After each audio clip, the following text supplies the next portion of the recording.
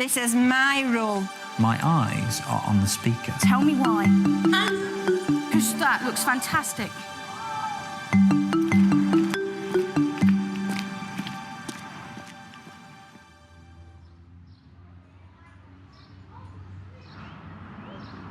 It's June 2010 at Pitt Street Infant School in Mexborough.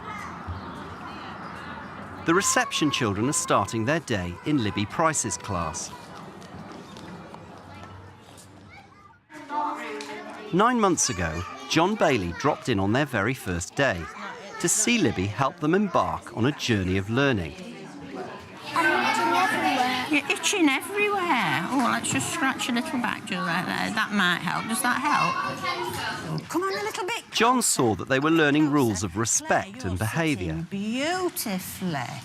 Do you know what this chicken says here? It says, good sitting, please. We are always kind and help each other. We're all tigers in this class. And do you know what tigers do? They go... And they were taking their very first step towards literacy. 9 months later, and the fledgling learners are transformed. But how did they get there? Are you ready, my little tigers? Wow! Right, OK, then. Put your hand up and tell me what you're going to do to be a good learner today. Good sitting. Yeah, you've already shown me you can do good sitting. Try hard. You're going to try hard. Go on, Ned. Good concentrating. You're going to concentrate. OK, then, so what happens to our brain when we're learning, then? Go on, then, Ned. It makes you think what to do harder. And then you can do things better and better. The language since September has rocketed. Of all the boxes of tricks that we've got in teaching children how to read and write at the moment, what are the most important things for you? I think, basically, though, they've got to have a love for the word, the language, for books in general. And I think by, first of all, giving them a love for books and an interest in books that spurs them on to want to read. Our phoneme that we're doing today is going to be... I. Can you show me the action for it? I. Libby puts a strong focus on literacy. All right, are you ready then? Go on then, Alfie. Might. Might, good. Sight.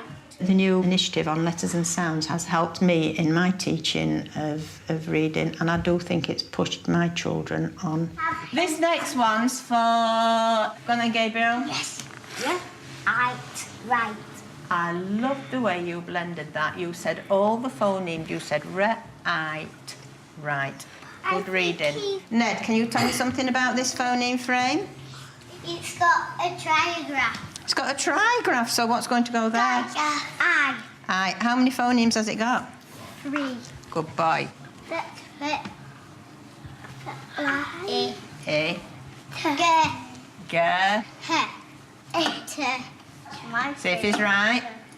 Woohoo! Yippee! Woohoo! Yippee! Well done. This next one's for... Go on then, Alfie. Originally, I would have taught the children the alphabet and phonics, but now we've got the digraphs, the trigraphs, and I've actually given them that language, whereas before I would have thought, oh no, hang on a minute, well, they won't be able to understand that. Right. But now, if there's a word there that means something, and I use it with the children. So you're not frightened to introduce them to very high-level language? No, it's expectations again at the end of the day. Have high expectations, the children will come with you. Facts. If you learn these 3 things, which all make up your address, when asked if you know where you live, the answer will be yes. OK, then, turn to your talk partner, please. Get a talk partner. Look into your talk partner's eyes. Right. Make brain contact. Are you getting your brains contacted? You're going to think about something that you would like to tell your partner about your house. It could be your address. It could be who lives in your house. What are you going to tell your partner about your house?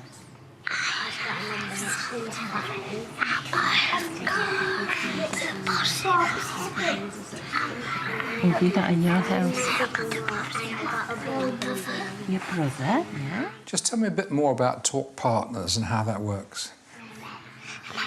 I'm getting them to practice their vocabulary and practice something that I'm going to ask them to be writing about later. I think at this age, it helps them, making the physical contact, helps them to home in and focus in on the person that they're talking to. Joe, what did Gabriel tell you about his house? Well, Gabriel said he got a brown house. A brown house, hasn't he, Gabriel? Yeah, and in my bedroom I had a bunk bed. Oh, that's good information. Also, I'm checking that they have actually listened, so it's training them to listen to other people when they speak to them. It's like the art of conversation, really. Right, so what sort of words do you think you might need when you're writing about your house? This is a hardy-pardy. Hardy-pardy. Are you ready? Window. Window. What's it start with? Window. What? Excellent, well done. Anybody finish that one off for Rebecca? Window. Go on then, Aaron. What? Where? A. N. D. Word. This isn't a uniform ability group. The differentiation is nearly invisible when I look at it from the outside. So how does all that happen? Through careful planning, really. Sort of got like 3 different levels of work going on there for the children, and it's all aimed at what those children specifically need at that particular time. We're doing simple sentences. I'm looking for finger spaces, small writing, full stops, and capital letters. Do you think you can do that? Yes? I know you can. You've got your group that's working independently to get that intrinsic motivation going. 1, 2, 3, 4, 5, you're working with me. I will support a group that needs more focused teaching. Funny one, it sounds as though it starts with a O, but it's not. Onions is like this, look. O-N-E-O-N.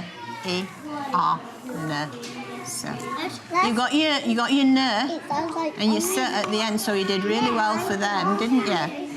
Onions. And my teaching assistant will focus on a group that needs specific teaching. So we'd look for the word that says bathroom. Have a look at these words that start with B. Which one do you think could be bathroom? Listen, B, that one is bathroom, and you could choose which one you wanted to put bathroom in. It's differentiated by the task that's given and by the support and the scaffolding that we put in place for the children. Let me look at you. Are you ready, my little tigers? Good. Here we go. We're just going to look at some of the work that we've done this morning, right? Would you like to read it for us, Claire? I have one kitchen in my house, and I have a sticker set in my bedroom. And she's written on the bottom, I like my full stops. Let's have a look at her full stops, shall we? See if she's got them. Listen to Daisy, because Daisy's got some. Can't see one at the end of a sentence. Come and point out where. Here. It's a little. Oh, yeah. She's forgotten the one at the end, but she could put. Did you not? Why is it? I'll check. It's a little one. She thinks it's a very little one. Let's have a look, see if it is. Oh, yeah, there is. There's a very little one at the end. She's right. Is there anything else that anybody would like to say about Claire's work? Joe? She got beautiful finger spaces. She has got beautiful finger spaces. Daisy? They're able to discuss each other's work, make robust remarks about it, and then defend each other. That's remarkable, isn't it? It is powerful stuff, because the children are seeing and learning from other children, and it's peer assessment at its best. My door is painted red. Right. Do you know what? A really good test of neat writing is if somebody else can read it. Right, here we go. I'm going to ask Kieran. I have got 3 bedrooms in my house. All that, I think, is high-level assessment. A lot of people would be very pleased to have that kind of discourse going on in a classroom full of 13 or 14-year-olds.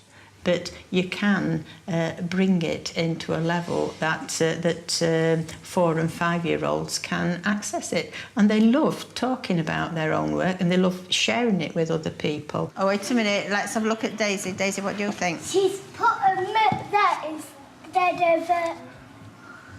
Oh. Oh, well noticed. Well done, yeah. It should be an O. Right. But let's tell her what she's done well. Let's just tell her what she's done well, because she's done a fabulous job there. What has she done well? And they want to learn and they want to improve. And so and they can take constructive criticism from their friends now. We've built that up. And that very first day when we said we are kind and helpful, right, my teaching has been built on that. So if we view it in that way, then it's not threatening and it doesn't hurt their feelings. Some of the children's success in literacy has been due to Libby's alliance with their parents. Could you tell me how you've been working with the parents? I asked them to spend the first 10-15 minutes of the morning working on the literacy skills of the children. So spell it first. No, With the parents that do it, does it make a noticeable difference in the classroom to the progress of their children? Oh, yes. It accelerates their learning. Lovely. These parents have worked really, really hard for their children, and you can see it in the standard of literacy that the children are at the moment. Well done. And Nathan, put them back carefully. 8, 9, 10, 11, 12, 13. Yes. They've made a lot of progress towards independent learning. What else is involved in creating independent learners? Getting to be independent learners is getting them to want to do things for themselves, to get them to be motivated and get them to be able to feel confident to rise to a challenge and not have no fear of failing. Now then, you're going to have to be really careful, slow counting, put them in a line. This is going to be exciting. Go on then.